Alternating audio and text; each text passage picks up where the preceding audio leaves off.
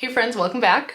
Today we're starting a brand new video series that I am so excited about. Basically, it's going to be you versus me with the hopes and goal of finding 5-star reads. How this is going to work is I took my 5-star predictions for myself and I am pitting them against 5-star predictions that you all submitted to me. If you're in my Patreon, The Greenhouse, then you probably saw this coming because I created a little survey to collect the data and you guys know that you get the inside scoop of everything that I'm doing ever. But then I also took 5-star prediction suggestions from the comments of my own 5-star predictions video. At the end of that video, I had asked you guys to submit any books that you think that I would rate 5 stars. So this is how it's gonna go down. Every single episode that I make for this video series is going to feature 3 books. One I chose for myself, one of my patrons chose for me, and then one that the general public chose for me. And I'll be pitting us all against each other. And I've created a bracket, which is featuring every single book that will be included in this video series. This bracket will be available to my patrons and they're sort of going to be treating it like a March Madness style. And eventually by the end, hopefully we find one of my new favorite books ever. The point of the bracket is to have a little bit of friendly competition, but they will not only get bragging rights, but also win a book off of their wish list. So we have that little giveaway going on in my Patreon for this specific video series that I'm really excited about. But regardless, you can publicly follow along on this journey of mine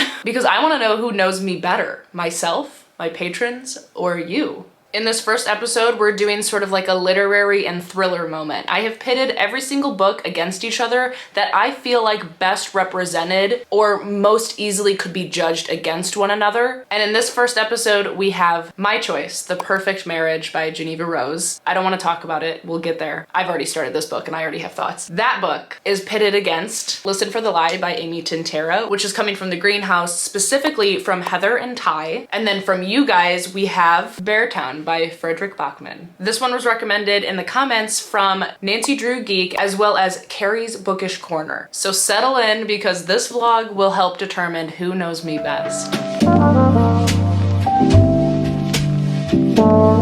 Hi, hello. We are starting with my first choice. This is, okay, clarification. This is not my first choice. This is the first book in this vlog series and I have regrets. I have deep regrets. We're starting with The Perfect Marriage by Geneva Rose. If you are wondering why on God's green earth that I chose this book, it's because if you watched my 5-star prediction video, you know I gave myself prompts in order to like find 5-star books. I was trying to be fun. And I chose this one because my prompt was reading a book from an author that you haven't previously liked before. Because when I did my second chance author video, I had a really actually pretty good success. I ended up liking most of the books that I read from authors that I hadn't previously liked. So I chose a Geneva Rose book because the book that I had read previously, You Shouldn't Have Come Here, I did not like. So I was like, hey, let me go to one of her most popular books and see, maybe I'll like it too. And that ended up being The Perfect Marriage. I have never felt such quick regret than I had seeing all of the comments roll in on that 5-star prediction video. The vast majority of people were like, wow, you're in for it. Good luck.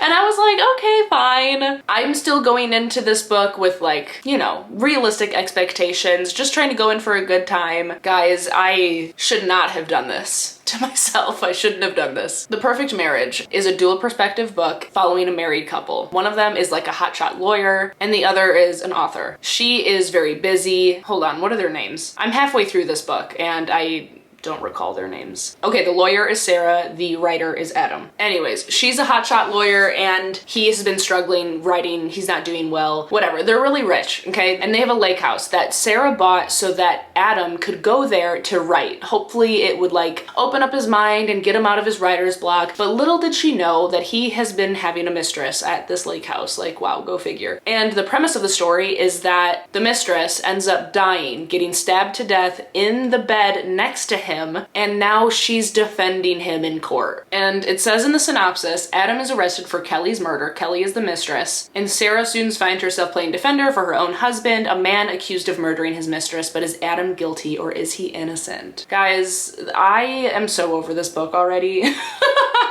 I'm so upset that this is what I chose for myself. I'm gonna lose. I'm gonna lose this round immediately. Listen, I created a little like 5-star bracket notes app so that I can keep track of all of my notes and and thoughts as I'm reading all these books. I have nothing positive to say about this book, other than the fact that like I'm interested, like I still want to finish it. But now that you know like the synopsis, let me tell you what these issues I have and all of these initial thoughts, because I am 57% of the way through. Okay, I've been listening to it on Libby.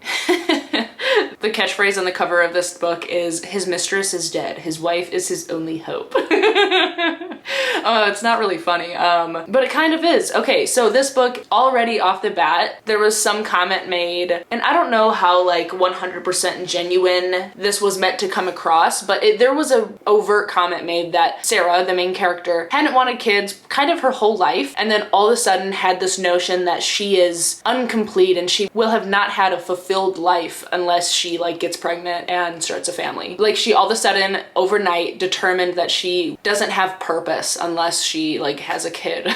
And like I get the idea that a lot of people feel like they find purpose in having a family and having children, and there's nothing wrong with that, but the way that it was worded was that all of a sudden she had no purpose because she hadn't had a kid yet. That whole thing I'm not really driving with, you know what I'm saying? And then one of our side characters, I believe his name's Michael, the way he's written is the most stereotypical gay best friend that I have ever seen in my life. I just can't stand it. It's literally like Geneva Rose looked up like stereotypical attributes of a gay man and then included everything that came up in the search results as like what she made Michael be. Once he finds out that she like wants to have a kid, he's like, well, of course I'm gonna be here. Who's gonna teach them how to be fierce or fabulous or something? And I was like, well.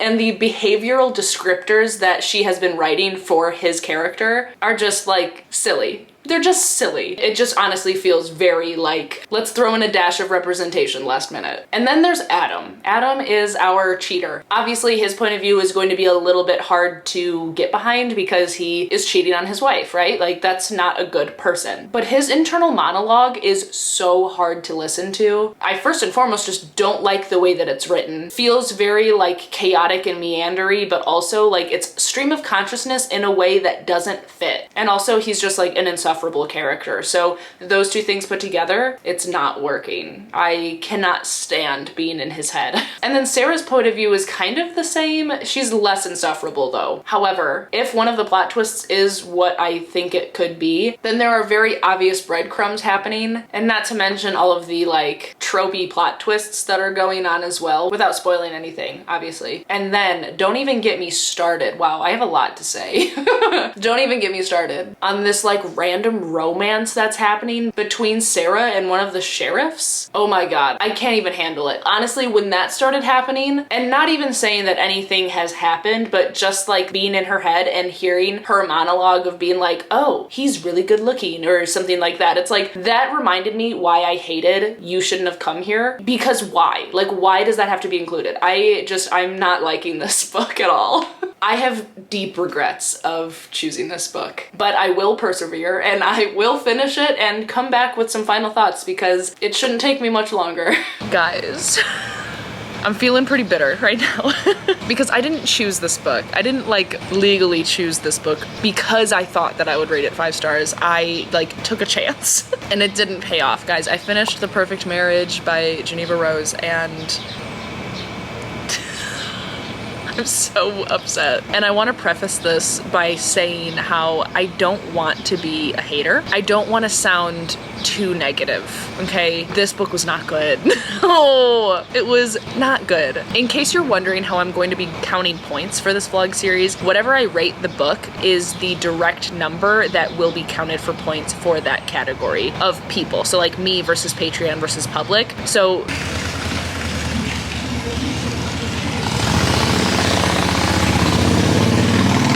my rating of The Perfect Marriage will directly correlate to how many points I get for myself for this video.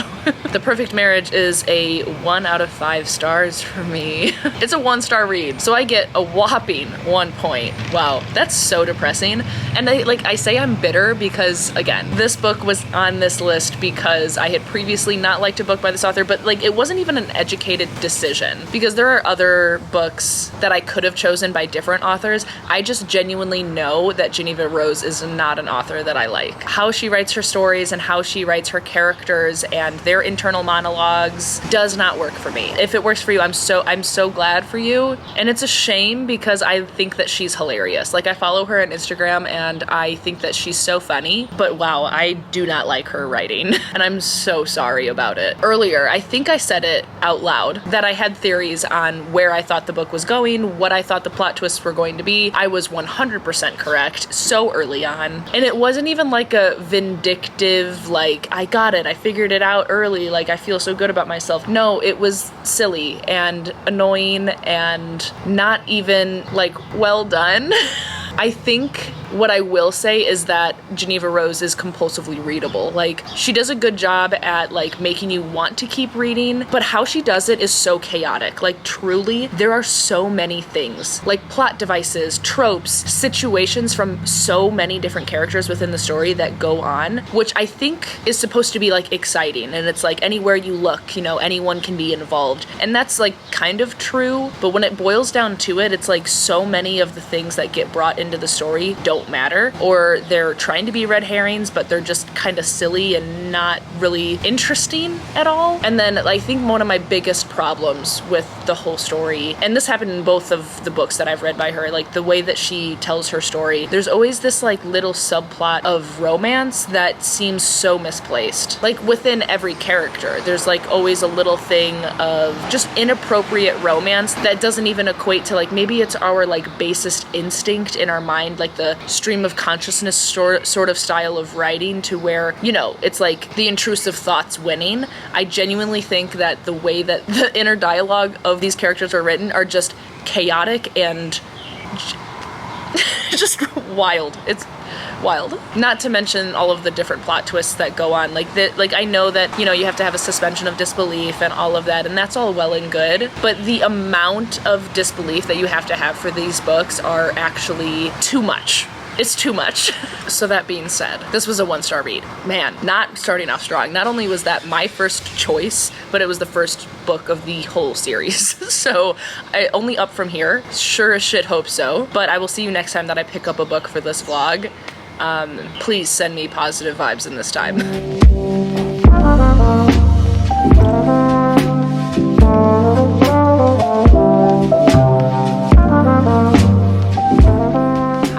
Welcome back. We're moving on to the second book in this video, and it is Listen for the Lie by Amy Tintera. This one was recommended to me from my patrons, specifically Ty and Heather, and I'm really excited about this one. I remember seeing Olivia from Olivia Reads a Latte read this, and I think that she recommended it, at least on her Instagram, of like an audiobook that she would recommend full stop, and that is what I'm doing. I have the audiobook on Everent, and I've been listening to it this morning. I am on chapter 10 now. The little catchphrase of this book like pulled me in right away. It says, "What if you thought you murdered your best friend, and if everyone else thought so too? And what if the truth doesn't matter?" Like, it's immediately intriguing. It is following our main character who literally thinks that she murdered her friend. Like, she was found walking down the road, like covered in her friend's blood. She was like lights on, no one's home, like vacant stare, that sort of thing. And then her friend's body was found like, I don't know, a little bit of ways in the woods. It was after like a wedding that they both attended. And this book is following her as she's older, because a podcaster has picked up this mystery, because she was never convicted for murdering her friend. She doesn't know if she did. We don't know if she did, but she's kind of like a morally gray main character. Like, we don't really know what to think of her at the moment. And I already liked how her characterization is being set up, because she has no recollection of like what happened at all, but everyone in the town seems to think that she's a murderer. So she's talking about how, like, if you're told so many times that you're a murderer, you kind of just start to think that you're a killer. And being inside of her mind, she's just like seeing a woman looking at the squashes in the grocery store, and she's like, I bet that I could kill her with a squash. And like just random things like that. And it's just like, I don't know, entertaining. And the audiobook is phenomenal so far. There's 2 voice actors, one for our main character Lucy, and then one for the podcaster Ben Owens. And there's some music when the podcast, you know, is coming into play. So far I'm having a great old time. This is a book that I am also kind of expecting to be 5 stars. So if my patrons win this round, or at least get a 5-star for this book, I wouldn't be surprised. Anything can be better than the last book we read for this video. But this one I think is going to be great. Like, I'm having a great time. So I'm going to like low-key try to finish this book today. Whenever I say that, it never happens, but I actually mean it, okay? It is 10 a.m. I already went to the post office, shipped out some Pango orders, ordered some groceries, and I did some like planning for July because July is gonna be crazy. We're gone like half the month because we're going to Tokyo and Bali. Bali is our trip that we're hosting, and some of you guys are coming on vacation with me and Caleb in July, and we're really excited about it. So I just have to start planning. I have to start like being aware of time and like pre-filming some things too, because I don't want to have to worry about things when we're like traveling that much, you know? So it's going to be a really hectic next couple weeks, but I'm really excited about it. So I want to finish this today. I think I'm gonna do a quick row and listen to the audio, then I'll make some food and just read the day away is kind of what I'm thinking. But yeah, so far so good. Okay, hi, I apparently have to come update you like right now because I only have 30 minutes left of the book. Somehow it's almost 2 p.m. and I am about to finish it. I did a rowing workout for like 45 minutes and that was all well and good, but then I just didn't stop listening to it while I put away groceries, cleaned the kitchen, and also ate breakfast. It was more like lunch, I guess. And now I'm here. So this is obviously going to be at least a 4-star. I really want to see how it ends up playing out because there's a lot of people that our podcaster main character is like bringing to the table that could be involved. Obviously, this is like a very messy situation because our main character, Lucy, genuinely doesn't remember what happened on that night because she also got hit on the head. So she has amnesia from her traumatic brain injury. And we just got to the point where she's like starting to get flashbacks and it's all very dramatic and it is really exciting. One thing that has been a little bit annoying is how short the podcast episodes are, or like the tidbits that we get while the story is going on, because it goes from present day timeline to little like clips of the podcast episode to now also a timeline of Lucy 5 years ago when this was happening, like as she's remembering, and you know how that goes. And sometimes the story is going from like the present day timeline to podcast episodes like very frequently. So we'll get like maybe 3 minutes of a conversation on the podcast, but the conversation's not over, but then it still goes to the present day timeline. And then it'll go right back to that podcast conversation, I don't know, 5-10 minutes later after that. It's just a really mean way to make me keep reading. It's obviously doing what it's supposed to be doing. It's compulsively readable. It's very exciting. I also really like Lucy because she's not like a damsel in distress. And even though, you know, the small town that she's from and is back in for this situation, like everyone hates her, but she's not like mousy about it. And nor is she like outwardly vindictive, even though she kind of is, I guess. She just has this attitude that I really admire. It's like she knows that everyone thinks that she killed Savvy, but she genuinely has no way to discredit or give them a positive confirmation, so she cannot care, you know? There's nothing she can do. So she just has this like dark humor attitude, and I really like it. It's working for me. So that being said, I'm about to go finish the book. I finished. It is done. I have such mixed feelings. Okay. Basically, it's either a 4 or a 4.5. Okay, it's not a 5-star. There were too many things that were brought up within this story and then just like dropped or not resolved or not addressed. There were too many things left alone for it to be a 5-star for me. Because if I'm supposed to be like confused or have open endings in a thriller, I prefer to be just like completely confused and like, I don't know what I just read. But like, this isn't that type of thriller. You know, it's not like a weird book. You know, it's not like Bunny or Catherine House. So I shouldn't still be like, well, why wasn't this talked about? Or what about this clue that was brought up once? And I feel like that happened for me in this plot. I don't know if they're like overt plot holes or what. I mean, I tried to look back and see if I like missed anything at the parts that I was like concerned about, and they weren't addressed. But I still stand by everything else that I've said, like where I like the main character. I think the like romance portion of this book was a little bit weird. Did I hate it? No. Did I love it? No. I don't think it like added anything for me at all. The actual plot and the podcast element and the story, like all in all, like I still liked it. I had a great time for the most part, you know? I think my rating will kind of fluctuate depending on what aspects of the book that I'm like focusing on. But it feels okay to give it like a solid 4, but I might give it a 4.5 on Storygraph or something like that, you know? I like a small town vibe. This small town was just like a little bit horny and a little bit weird. There were a lot of like random random plot twists that were choices. They were interesting. But yeah, so 4.5-ish. I had a great time. I would recommend this book. I think it was really fun, and definitely if you're looking for an audiobook, check this book out because it was great on audio. That being said, Patreon has pulled ahead in the standings. I'm still so upset that The Perfect Marriage is on this bracket. Why did I do that? I don't think I'll ever live that down, honestly.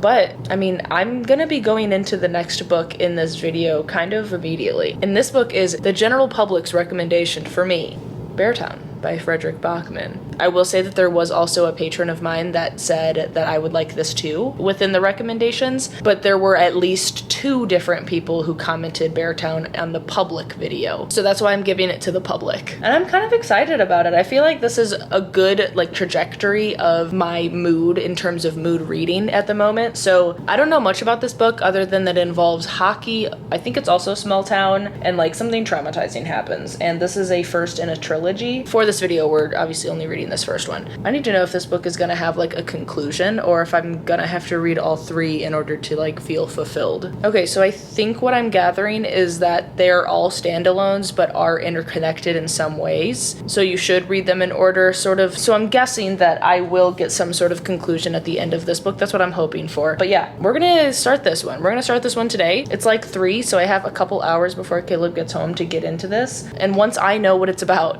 I'll come back and let you know.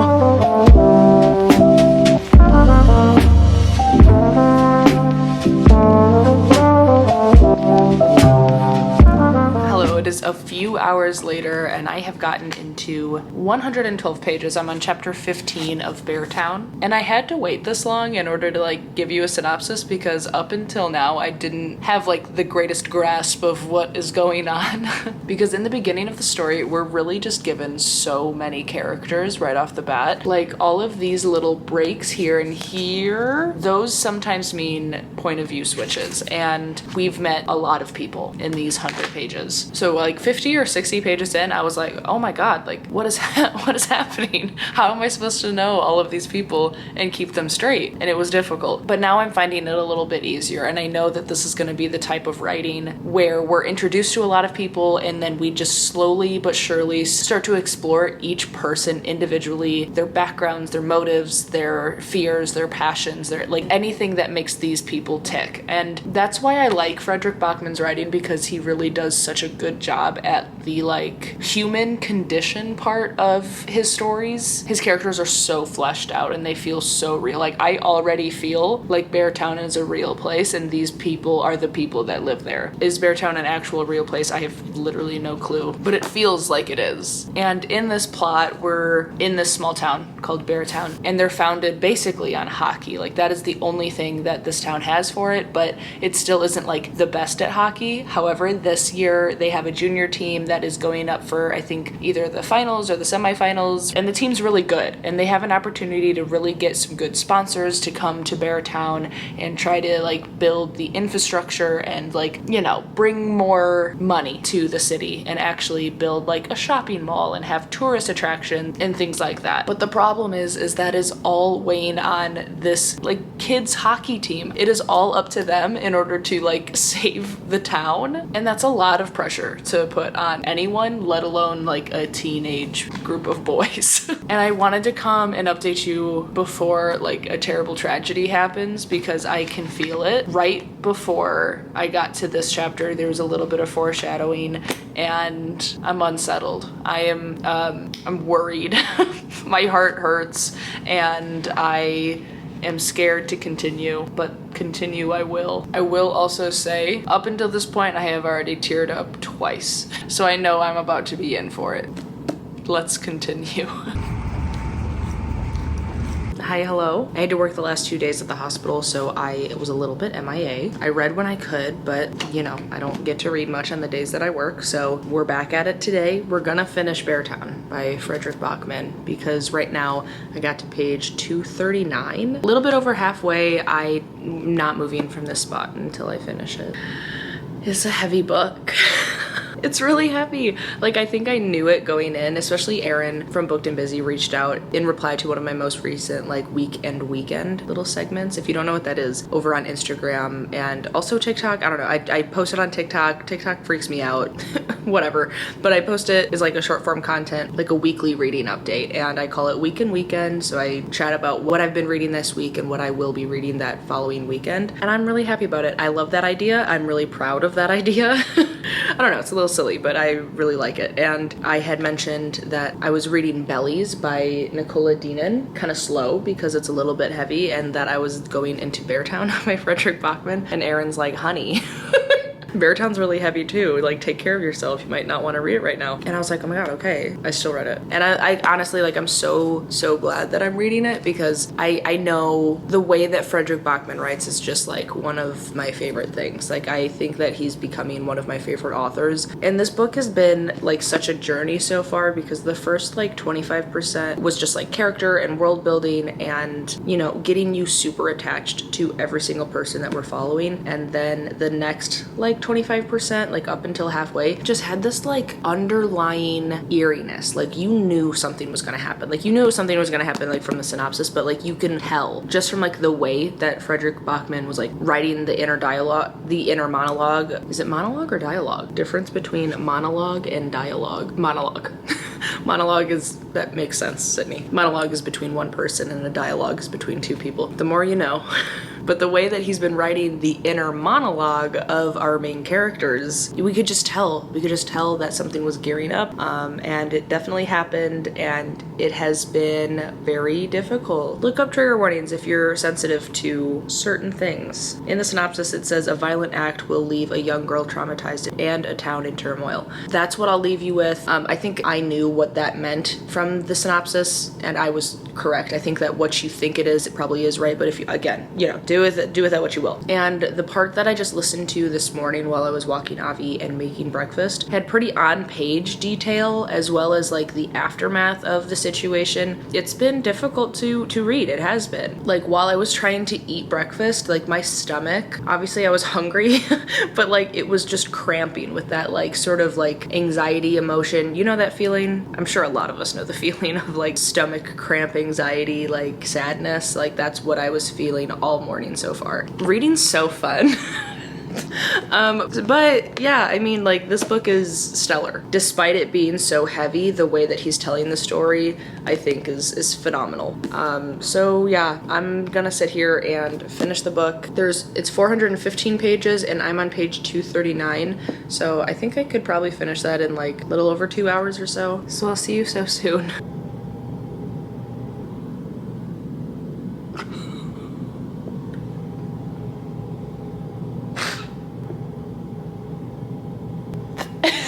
What the fuck?